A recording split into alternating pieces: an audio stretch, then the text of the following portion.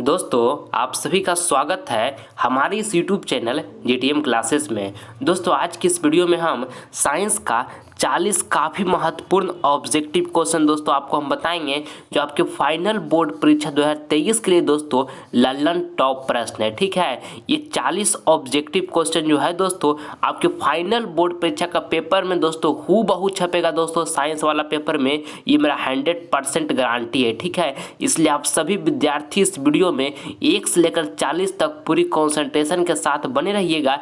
एक भी प्रश्न को आप इस वीडियो का स्किप मत कीजिएगा। ठीक है, वही प्रश्न दोस्तों आपके समीप हम लाए हैं जो आपके 2023 बोर्ड एग्जाम में 100% पूछने की संभावना बनती है। ठीक है, फालतू प्रश्न एक भी दोस्तों इस वीडियो में आपको हम नहीं करवाने वाले हैं। ठीक है, इसलिए आप सभी विद्यार्थी अंत तक बने रहिएगा। इस 40 का 40 प्रश्नों को आप अच्छी तरीके से याद कर लीजिएगा। ठीक है, चलिए तो हम जल्दी से इस वीडियो को स्टार्ट करते हैं। देखिए पहला प्रश्न में आपको यहाँ पर बताना है कि आवर्त सारणी के प्रथम वर्ग के सदस्य होते हैं। काफ़ी महत्वपूर्ण प्रश्न है पहला नंबर दोस्तों। आपको इसमें बताना है कि आवर्त सारणी के दोस्तों प्रथम वर्ग के सदस्य होते हैं तो क्षार धातु होते हैं। आपको इसको याद रखना है। ठीक है, ऑप्शन नंबर देखिए यहाँ पे सी जो हुआ आपका बिल्कुल सही आंसर हो गया। ठीक है, चलिए अगला प्रश्न यहाँ पे देखिएगा आप। दूसरा नंबर प्रश्न यहाँ पर कहता है कि साधारण ताप पर फास्फोरस का अनुसूत्र है। दोस्तों आपको दूसरा नंबर प्रश्न बताना कि साधारण ताप पर फास्फोरस का दोस्तों अनुसूत्र है तो P4 है प्यारे साथियों, अच्छे तरीके से याद रखिएगा। ऑप्शन नंबर यहाँ पर जो डी होगा आपका बिल्कुल सही आंसर हो गया। ठीक है, चलिए अगला प्रश्न आप देखते हैं। तीसरा नंबर देखिएगा, कहता है कि मस्तिष्क का कौन सा भाग शरीर की स्थिति तथा संतुलन का अनुरक्षण करता है। ये भी प्रश्न दोस्तों बहुत बार बिहार बोर्ड पूछा है, काफ़ी महत्वपूर्ण प्रश्न है। आपको देखिए कहता है कि मस्तिष्क का कौन सा भाग जो है दोस्तों शरीर की स्थिति तथा संतुलन का अनुरक्षण करता है तो अनुमस्तिष्क करता है। आपको इसको याद रखना है। ऑप्शन नंबर यहाँ पे जो सी होगा आपका बिल्कुल सही आंसर हो गया। ठीक है बाबू, चलिए अगला प्रश्न हम देख लेते हैं। देखिए चौथा नंबर प्रश्न कहता है कि चिपको आंदोलन किससे संबंधित है। ठीक है, आपको बताना है दोस्तों कि चिपको आंदोलन जो है वो किससे संबंधित है तो चिपको आंदोलन दोस्तों वन संरक्षण से संबंधित है। आप इसको याद रखिएगा। ऑप्शन नंबर यहाँ पे ये जो हुआ आपका बिल्कुल सही आंसर हो गया। ठीक है, चलिए अगला प्रश्न हम देखते हैं। पाँचवा नंबर देखिएगा, कहता है कि मछली का श्वसनांग है। दोस्तों आपको बताना है पाँचवा नंबर प्रश्न में कि मछली के श्वसनांग है तो गिल्स जो है दोस्तों गिल्स ये मछली का श्वसनांग है। आप इसको याद रखिएगा। ऑप्शन बी यहाँ पे बिल्कुल सही उत्तर हो गया। चलिए अगला देखते हैं हम। छठा नंबर कहता है कि मानव मादा के जनन तंत्र का भाग नहीं है। दोस्तों काफ़ी महत्वपूर्ण प्रश्न है ये छठा नंबर प्रश्न। आपको बताना है छठा नंबर प्रश्न में कि मानव मादा के दोस्तों जनन तंत्र का भाग कौन ऑप्शन में जो लिखा हुआ है वो नहीं है तो देखिए शुक्रवाहिका जो है दोस्तों शुक्रवाहिका ये मानव मादा के जनन तंत्र का भाग नहीं है। ठीक है, शुक्रवाहिका ऑप्शन नंबर यहाँ पे जो सी हुआ मेरे प्यारे साथियों आपका बिल्कुल सही आंसर हो गया। आप इसको याद रखिएगा। ठीक है, चलिए आगे बढ़ जाते हैं हम। अगला प्रश्न देखिए यहाँ पर आपके सातवां नंबर है। सातवां नंबर प्रश्न यहाँ पर कहता है कि निम्न में से कौन वृक्क की रचनात्मक एवं क्रियात्मक इकाई। ये प्रश्न दोस्तों वेरी इंपॉर्टेंट प्रश्न है। बिहार बोर्ड दोस्तों इसको 2023 बोर्ड एग्जाम में जरूर पूछेगा क्योंकि बहुत बार इसको पूछा है। ठीक है, आपको बताना है कि निम्न में से कौन वृक्क की रचनात्मक एवं क्रियात्मक इकाई है तो नेफ्रॉन है मेरे प्यारे साथियों। आप इसको याद रखिएगा। ऑप्शन नंबर यहाँ पर बी जो होगा आपका बिल्कुल सही आंसर हो गया दूसरा का। ठीक है, सातवां नंबर प्रश्न का दोस्तों राइट आंसर कौन हुआ ऑप्शन बी यानी कि नेफ्रॉन। ठीक है, समझ गए। चलिए अगला प्रश्न देखते हैं। आठवां नंबर प्रश्न कहता है कि हमारे शरीर में पीएच कितने परास के बीच कार्य करता है। ये भी प्रश्न काफ़ी महत्वपूर्ण है दोस्तों। आठवां नंबर आपके बोर्ड एग्जाम के लिए आपको बताना है कि हमारे शरीर में पीएच कितने परास के बीच कार्य करता है तो 7.0 से लेकर दोस्तों 7.8 के बीच काम करता है। 7.0 से लेकर 7.8 के बीच कार्य करता है दोस्तों। ऑप्शन नंबर बी आपका बिल्कुल सही आंसर हो गया। ठीक है, चलिए अगला प्रश्न हम देखते हैं हम। और मेरे प्यारे साथियों आप सभी विद्यार्थी इस वीडियो में प्रेम पूर्वक एकदम 1 से लेकर 40 तक बने रहिएगा। ठीक है, एक भी प्रश्न को आप स्किप मत कीजिएगा क्योंकि 40 का 40 प्रश्न दोस्तों आपके फाइनल बोर्ड परीक्षा 2023 के लिए काफ़ी महत्वपूर्ण है। इसमें से बहुत सारे प्रश्न दोस्तों आपके फाइनल बोर्ड परीक्षा के पेपर में हूबहू दोस्तों छपेगा तो छपेगा। ठीक है, इसलिए इस बात को ध्यान रखिएगा। और इसमें से जो भी प्रश्न आपको लगता है कि मुझे याद नहीं है उसे ज़रूर बाबू आप नोट कॉपी पर लिख कर याद कर लीजिए अच्छे तरीके से। आपको काफ़ी मदद मिलेगा बोर्ड एग्जाम में। ठीक है, अच्छा से मेहनत कीजिएगा तो उसका फल आपको मिलना तय है, ठीक है। इसलिए अच्छे से मेहनत कीजिएगा ताकि आप अच्छे तरीके से एग्जाम में लिख सकें और आपको अच्छा अंक प्राप्त हो सके, ठीक है।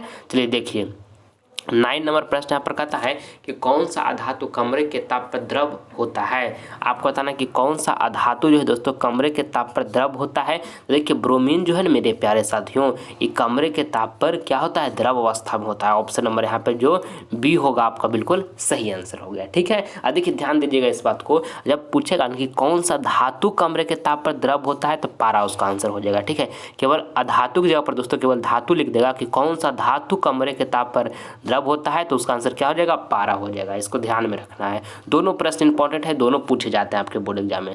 देखिए 10वां नंबर कहता है कि जो नेत्र निकट स्थित वस्तु को साफ नहीं देख सकता उस नेत्र में होता है। ये भी प्रश्न काफ़ी महत्वपूर्ण है 10वां नंबर दोस्तों आपके बोर्ड एग्जाम के लिए।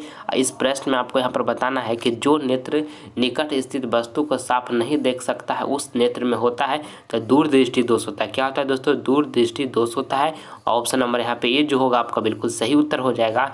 अच्छे तरीके से आप इसको याद रखिएगा, ठीक है। चलिए अगला प्रश्न हम देखते हैं। देखिएगा 11 नंबर कहता है कि किसी भी उदासीन विलयन का पीएच मान होता है। दोस्तों आपको बताना है कि किसी भी उदासीन विलयन का जो पीएच होता है दोस्तों, पीएच मान वो कितना होता है, तो 7 के बराबर होता है मेरे प्यारे साथियों। उदासीन विलयन का पीएच मान आप इसको याद रखिएगा। ऑप्शन नंबर बी आपका बिल्कुल सही आंसर हो गया। जब आपसे पूछेगा किसी भी अम्लीय विलयन का पीएच मान होता है तो अम्लीय विलयन का पीएच मान दोस्तों 7 से कम होता है, इसको आपको याद रखना है। और जब आपसे पूछेगा किसी भी क्षारीय विलयन का पीएच मान होता है तो क्षारीय विलयन का पीएच मान दोस्तों 7 से अधिक होता है, ये भी आपको याद रखना है, ठीक है। चलिए अगला प्रश्न देखते हैं 12 नंबर कहता है भोजन का पचना किस प्रकार की अभिक्रिया है। काफ़ी महत्वपूर्ण प्रश्न है दोस्तों ये 12 नंबर आपके बोर्ड एग्जाम के लिए। आपको बताना कि भोजन का पचना किस प्रकार की अभिक्रिया है, तो उपचयन है। किस प्रकार की अभिक्रिया दोस्तों, उपचयन अभिक्रिया है। ऑप्शन बी जो हुआ आपका बिल्कुल सही उत्तर हो गया। आप इसको अच्छे तरीके से याद रखिएगा, भोजन का पचना किस प्रकार की अभिक्रिया है तो उपचयन है, ठीक है। चलिए अगला प्रश्न हम देखते हैं। अगला प्रश्न यहाँ पे देखिएगा 13 नंबर कहता है धोने का सोडा का आणविक सूत्र है। ये भी प्रश्न काफ़ी महत्वपूर्ण है 13 नंबर आपके फाइनल बोर्ड परीक्षा के लिए दोस्तों। आपको बताना है इसमें कि धोने का सोडा का दोस्तों आणविक सूत्र है जो है वो क्या है, तो Na2CO3 इंटू दोस्तों 10H2O है, ठीक है। आप इसको याद रखिएगा। ऑप्शन नंबर दोस्तों यहाँ पे सी जो हुआ आपका बिल्कुल सही आंसर हो गया, ठीक है। क्या है दोस्तों, धोने का सोडा का दोस्तों आणविक सूत्र तो Na2CO3 इंटू 10H2O है, याद कर लीजिए आप इसको। अगला प्रश्न यहाँ पे देखिएगा 14 नंबर कहता है कि 1 एंगस्ट्रॉम का मान क्या होता है। ये भी प्रश्न काफ़ी महत्वपूर्ण है दोस्तों। आपको बताना है कि 1 एंगस्ट्रॉम का जो मान जो होता है दोस्तों क्या होता है, 10⁻⁻10 मीटर होता है, ठीक है। आप इसको अच्छे तरीके से याद रखिएगा।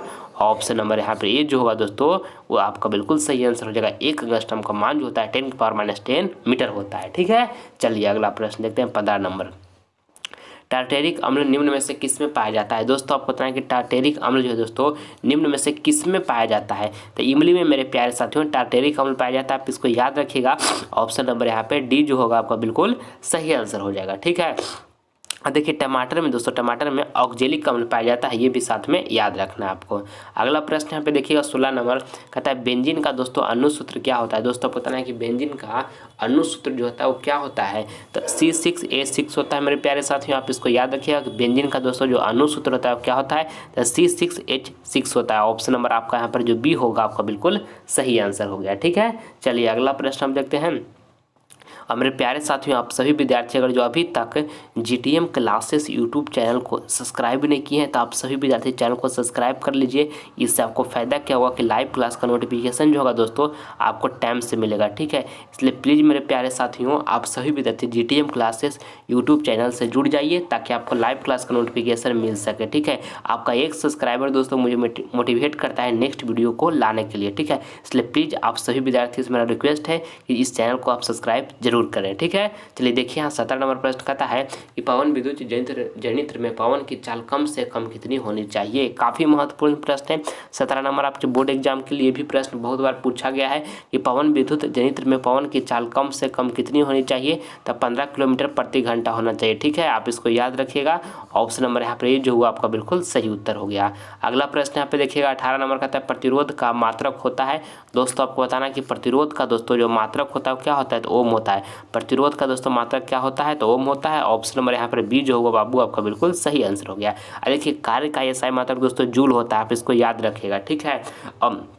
विभवांतर का एसआई मात्रक दोस्तों बोल्ट होता है, ये भी आप इसको साथ में याद रखिएगा। ये सब प्रश्न प्रत्येक साल पूछे जाते हैं दोस्तों, एकदम 100% पूछेगा, ठीक। निम्न में से कौन ऊष्मा का कुचालक है? 19 नंबर प्रश्न दोस्तों काफ़ी महत्वपूर्ण है आपके फाइनल परीक्षा के लिए। आपको बताना है कि निम्न में से कौन दोस्तों ऊष्मा का कुचालक है। देखिए ऊष्मा का कुचालक मतलब हुआ मेरे प्यारे साथियों कि जिसमें ऊष्मा आर पार नहीं हो, ठीक है। और ऊष्मा का सुचालक मतलब हुआ कि जिसमें ऊष्मा आर पार हो जाए, ठीक है। तो आपको क्या बताना है कि निम्न में से कौन ऊष्मा का कुचालक है, ठीक है। यानी कि निम्न में से किस में ऊष्मा आर पार नहीं होता है, तो लेड में दोस्तों नहीं होता है, ठीक है। ऑप्शन नंबर यहाँ पे ए जो हुआ मेरे प्यारे साथियों आपका बिल्कुल सही आंसर हो गया, ठीक है। अब देखिए चांदी जो है दोस्तों ऊष्मा का सुचालक है, ठीक है ना। चांदी क्या है, ऊष्मा का सुचालक है।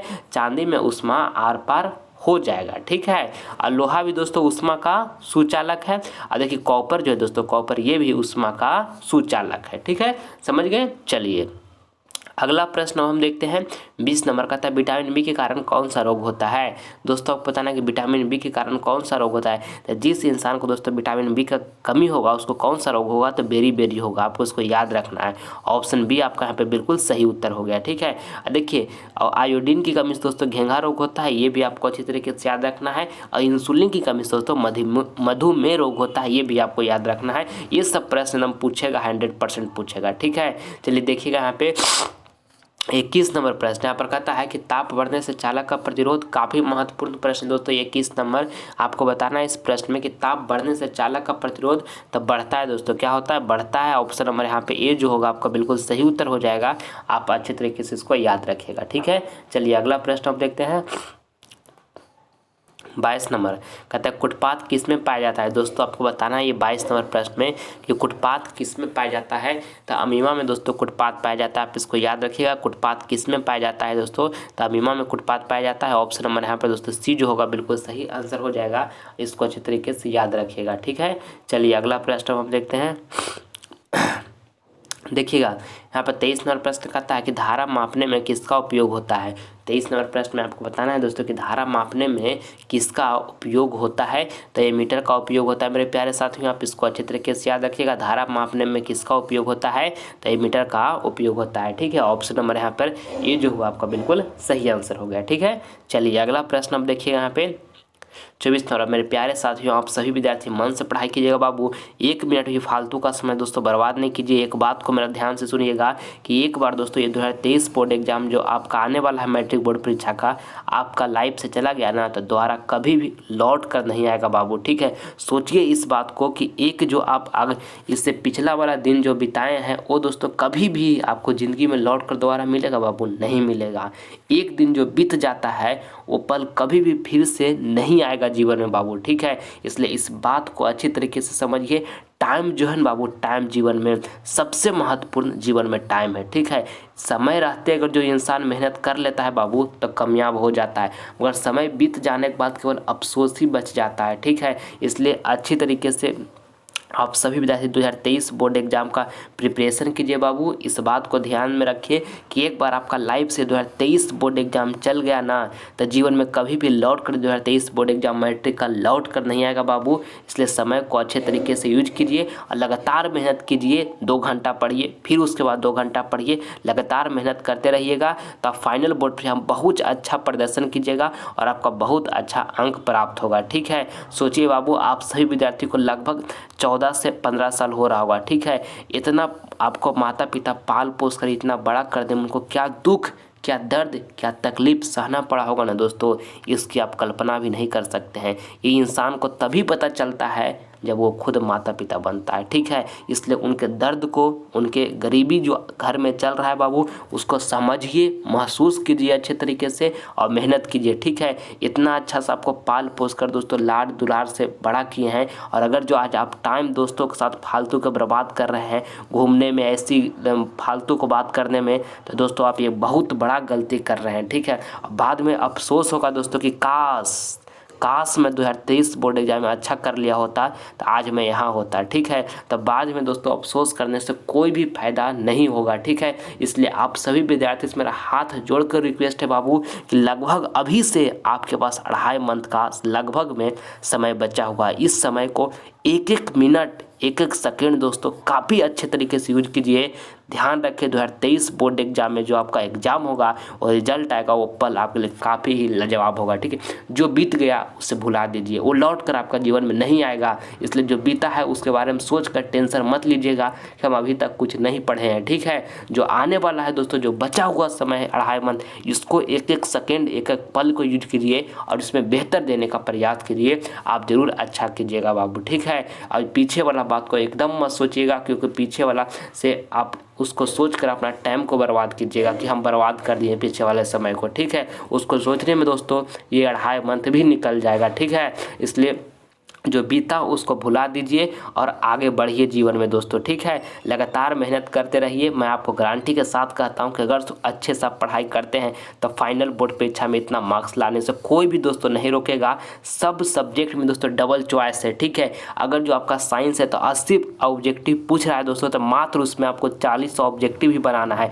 काफ़ी आसान है दोस्तों 480 प्लस मार्क्स बोर्ड एग्जाम में लाना। इसलिए अच्छे से पढ़ाई कीजिए बाबू, बहुत आपको अच्छा महसूस होगा। जिस दिन रिजल्ट आएगा ना दोस्तों और 480 प्लस मार्क्स प्राप्त होगा नहीं, तब माता पिता को चेहरा को गौर से देखिएगा, उनके आंख में खुशी का आंसू बहेगा, क्योंकि उन्हें महसूस होगा कि हमारा बेटा हमारा जो मेहनत किए, जो दुख दर्द से इसको हम पैसा दिए, उसका सही उपयोग किया। ठीक है, इसलिए अच्छे से पढ़ाई कीजिए बाबू। आप हमारे स्टूडेंट हैं, आप हमारा अपना परिवार हैं दोस्तों, हमारा समझाना आपका कर्तव्य है। ठीक है, एक आप हमारा विद्यार्थी हैं दोस्तों, टीचर का कर्तव्य होता है दोस्तों पढ़ाई के साथ साथ उसे मोटिवेट करना, सही रास्ता दिखाना, रास्ता से भटक रहा है तो सही रास्ता पर लाना, वो कर्तव्य दोस्तों मैं आपके लिए निभाऊंगा। पढ़ाई के साथ साथ दोस्तों हमेशा आपको मैं मोटिवेट करते रहूँगा। आप सभी विद्यार्थी हमसे जुड़े रहिएगा। अगर जो चैनल को अभी तक सब्सक्राइब नहीं किए तो प्लीज़ बाबू आप सभी विद्यार्थी चैनल को सब्सक्राइब कर लीजिए।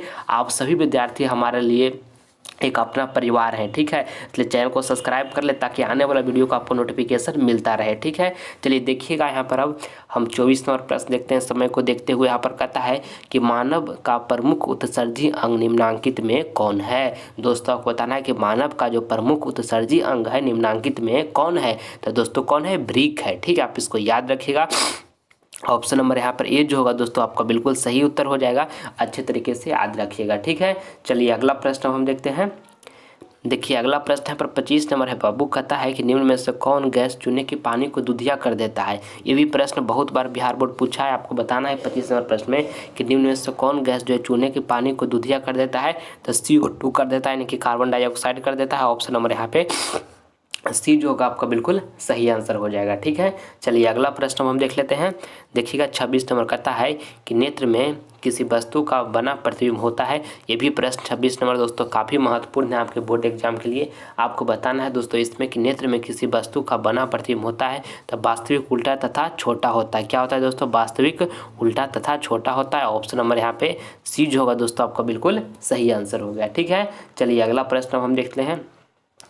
देखिएगा 27 नंबर कहता है जिप्सम का रासायनिक सूत्र है। दोस्तों आपको 27 नंबर प्रश्न में बताना है कि जिप्सम का जो रासायनिक सूत्र है वो क्या होता है, तो CaSO4 × 2H2O होता है। ठीक है, जिप्सम का दोस्तों रासायनिक सूत्र क्या होता है, तो CaSO4 × 2H2O होता है। ऑप्शन नंबर दोस्तों यहाँ पर बी जो होगा आपका बिल्कुल सही उत्तर हो जाएगा। आप इसको अच्छे तरीके से याद रखिएगा। ठीक है, चलिए अगला प्रश्न हम देखते हैं।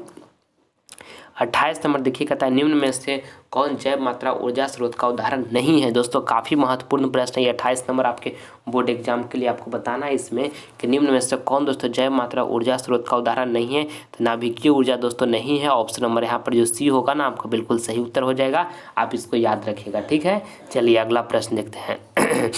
देखिएगा 29 नंबर प्रश्न यहाँ पर कहता है बाबू कि निम्न में से किसका उपयोग, निम्न में से दोस्तों किसका उपयोग खाना पकाने बनाने वाले ईंधन में नहीं होता है। अब पहला ऑप्शन में देखिए लिखा हुआ है CNG यानी कि दोस्तों कंप्रेस्ड नेचुरल गैस, और बी में लिखा है LPG यानी कि लिक्विड पेट्रोलियम गैस, और देखिए सी में लिखा है बायोगैस और डी में लिखा है कोयला। तो आपको बताना है दोस्तों कि निम्न में से किसका उपयोग जो है खाना पकाने बनाने वाले ईंधन में नहीं होता है। तो कोयला का दोस्तों तो खाना पकाने में प्रयोग होता है, ठीक है। बायोगैस को भी दोस्तों खाना पकाने में प्रयोग होता है। LPG गैस जो आपका दोस्तों घर में लगा हुआ है लिक्विड पेट्रोलियम गैस, वो LPG गैस है, ठीक है। तो उससे तो खाना पकाया ही जाता है बाबू, आप जानते ही हैं। देखिए CNG मतलब है दोस्तों कंप्रेस्ड नेचुरल गैस। तो CNG दोस्तों ये इससे खाना नहीं पकाया जाता है, ये वाहनों के ईंधन के रूप में CNG गैस प्रयोग किया जाता है, कंप्रेस्ड नेचुरल गैस, ठीक है। तो ऑप्शन नंबर यहाँ पर ए जो होगा आपका बिल्कुल सही उत्तर हो गया, आप इसको याद रखिएगा, ठीक है। चलिए आगे बढ़ते हैं अब हम। 30 नंबर प्रश्न यहाँ पर कहता है कि कौन सा लेंस अपसारी लेंस भी कहलाता है। दोस्तों आपको बताना है कि कौन सा लेंस जो है अपसारी लेंस भी कहलाता है। तो अवतल लेंस जो है मेरे प्यारे साथियों, अवतल लेंस ये अपसारी लेंस भी कहलाता है। ऑप्शन नंबर यहाँ पर ये जो होगा मेरे प्यारे साथियों आपका बिल्कुल सही आंसर हो गया, ठीक है। अब देखिए अब जब आपसे पूछेगा कि कौन सा लेंस अभिसारी लेंस कहलाता है, तो उत्तल लेंस जो है दोस्तों ये अभिसारी लेंस कहलाता है, ठीक, याद हो गया। चलिए अगला प्रश्न यहाँ पे देखिएगा 31 नंबर कहता है निम्न में से कौन विद्युत विभवांतर का एसआई मात्रक है। दोस्तों ये प्रश्न 10 बार से ज़्यादा बार बिहार बोर्ड पूछा है, ठीक है। 10 बार से ज़्यादा बार मतलब 10 बार से ज़्यादा बार। निम्न में से कौन विद्युत विभवांतर का एसआई मात्रक है। तो दोस्तों विद्युत विभवांतर का एसआई मात्रक वोल्ट है, ठीक, आप इसको याद रखिएगा। यहाँ पर ऑप्शन नंबर ए जो हुआ बाबू आपका बिल्कुल सही आंसर हो गया, ठीक है। और देखिए विद्युत धारा का एसआई मात्रक दोस्तों एम्पियर होता है, और प्रतिरोध का एसआई मात्रक दोस्तों क्या होता है, ओम होता है। तो आपको याद रखना ये सब। चलिए अगला प्रश्न देखते हैं। कहता है 32 नंबर प्रश्न कि लघु पतन के समय परिपथ में विद्युत धारा का मान तो बहुत अधिक दोस्तों बढ़ जाता है। ऑप्शन नंबर यहाँ पे सी जो होगा आपका बिल्कुल सही उत्तर हो गया, ठीक है। अगला प्रश्न यहाँ पे देखिएगा 33 नंबर कहता है 1 किलोवाट घंटा तुल्य है। ये भी प्रश्न दोस्तों 33 नंबर आपके फाइनल परीक्षा के लिए काफ़ी महत्वपूर्ण है। आपको इसमें देखिए बताना है कि 1 किलोवाट घंटा तुल्य है तो 6.3 × 10⁻⁶ जूल का है, ठीक है। 1 किलोवाट घंटा तुल्य है दोस्तों तो 3.6 दोस्तों 3.6 × 10⁻⁶ जूल का है। ऑप्शन नंबर आपका दोस्तों यहाँ पर बी जो होगा आपका बिल्कुल सही आंसर हो गया, ठीक है। चलिए अगला प्रश्न हम देखते हैं। देखिएगा यहाँ पे 34 नंबर प्रश्न कहता है मानव में कितने रक्त समूह हैं। दोस्तों ये प्रश्न काफ़ी महत्वपूर्ण है कि मानव में कितने रक्त समूह हैं। तब मानव में 4 रक्त समूह है मेरे प्यारे साथियों, आप इसको याद रखिएगा। ऑप्शन नंबर यहाँ पे डी जो होगा बिल्कुल आपका सही आंसर हो जाएगा, ठीक है।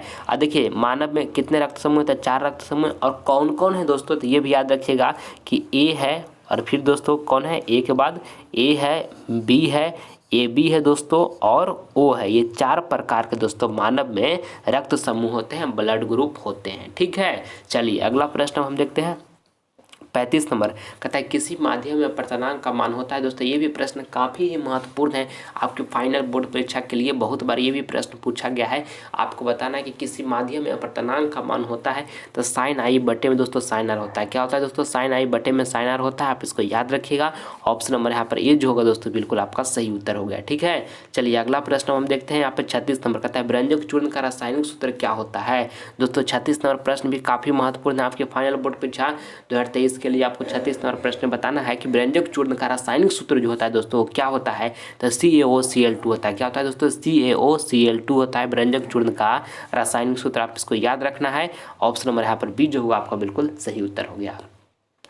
अगला देखिएगा बाबू 37 नंबर कहता है कि हमारे घरों में जो विद्युत आपूर्ति की जाती है वह है दोस्तों, यानी कि हमारे घरों में जो विद्युत आपूर्ति की जाती है दोस्तों वो क्या है। तो देखिए ऑप्शन ए में लिखा है 220 वोल्ट पर दिष्ट धारा होती है। दिष्ट धारा मतलब दोस्तों DST यानी कि डायरेक्ट करंट, ठीक है। और देखिए बी में लिखा हुआ 220 वोल्ट पर प्रतिवर्ती धारा होती है। प्रतिवर्ती धारा मतलब दोस्तों AC यानी कि अल्टरनेटिंग करंट, ठीक है।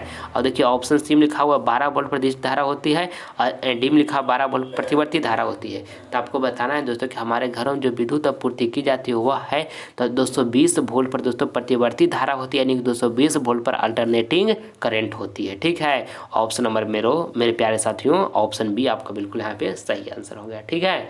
चलिए अगला प्रश्न हम देखते हैं 38 नंबर देखिएगा बाबू कहता है निम्न में किस धातु को चाकू से आसानी से काटा जा सकता है। काफ़ी महत्वपूर्ण प्रश्न है ये 38 नंबर भी आपके बोर्ड एग्जाम के लिए।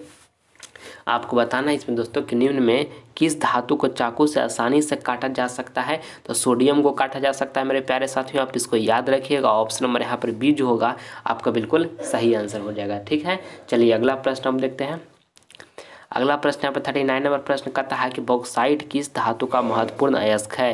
दोस्तों आपको बताना है कि बॉक्साइट जो है किस धातु का महत्वपूर्ण अयस्क है। तो एल्युमिनियम का दोस्तों महत्वपूर्ण अयस्क है, आप इसको याद रखिएगा। ऑप्शन नंबर यहाँ पे सी जो होगा आपका बिल्कुल सही आंसर हो जाएगा। ठीक है, चलिए अगला प्रश्न हम देखते हैं। अगला प्रश्न 40 नंबर कहता है अलैंगिक जनन मुकुलन द्वारा होता है। दोस्तों आपको बताना है कि अलैंगिक जनन जो है मुकुलन द्वारा होता है, तो ईस्ट में होता है मेरे प्यारे साथियों, आप इसको याद रखिएगा।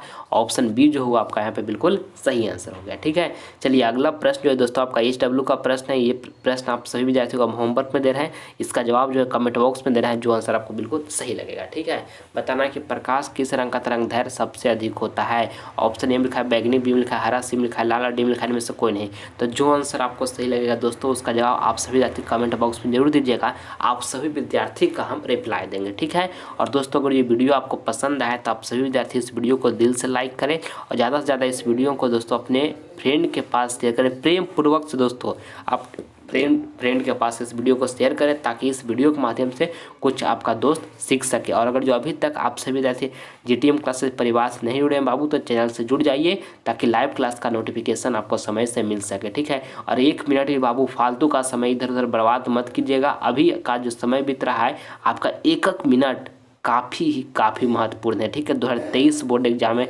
अगर जो अच्छा करना चाहते हैं तो बाबू, और आने वाला फ्यूचर में अगर जो आप अच्छा करना चाहते हैं तो आज आपको अच्छे तरीके से मैट्रिक बोर्ड परीक्षा में अच्छा अंक लाना बहुत ही ज़रूरी है। ठीक है, इसलिए अच्छे से पढ़ाई कीजिएगा तब ना अच्छा अंक लाइएगा बाबू। इसलिए लगातार पढ़ाई करते रहिएगा। आप सभी विद्यार्थी से अगले वीडियो में मिलेंगे। जय हिंद, जय भारत।